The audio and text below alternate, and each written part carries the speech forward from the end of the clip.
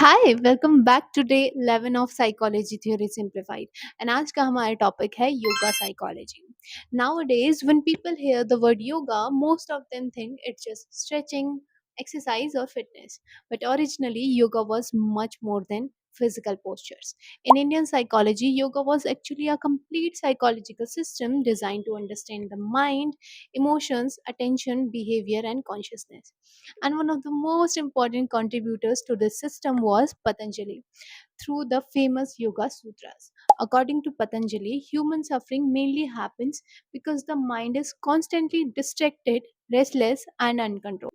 Thoughts continuously change, emotions fluctuate, attention shifts everywhere, and because of this, people experience stress, confusion, anxiety, attachment, and emotional imbalance. That is why Patanjali gave one of the most famous definitions of yoga, which is Yoga Chit Vritti Nirodha, which means yoga is the control or calming of mental fluctuations. In simple words, yoga helps in calming the mind and gaining self control. Now comes chitta vritti and mental processes. In yoga psychology, chitta means mind or mental system, and vritti means mental modifications or thought waves.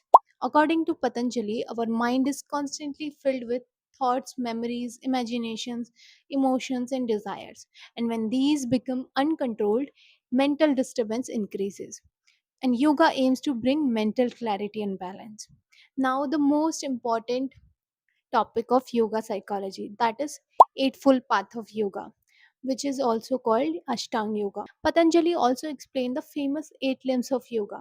First is yama, which is moral discipline. Second is niyama, which is self discipline and personal rules.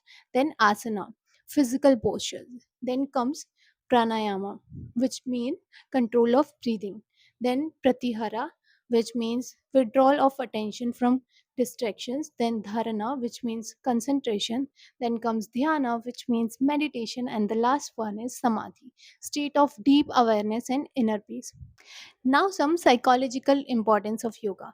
Yoga psychology explains attention control, emotional regulation, stress reduction, self awareness, and mind body balance. For example, when someone practices deep breathing and meditation during the stress, their body relaxes and attention becomes calmer. This is why yoga based therapies are now used worldwide for anxiety, stress, depression, and emotional regulation. Now, some modern relevance of yoga psychology. Today, modern psychology and neuroscience are also studying mindfulness, meditation, breathing, exercise because they improve concentration, emotional balance, and mental health. So, many therapeutic techniques actually connect back to yoga psychology. Now, some contributions: scientific interest in meditation, stress management techniques, mind body connection, and emotional regulation and self awareness.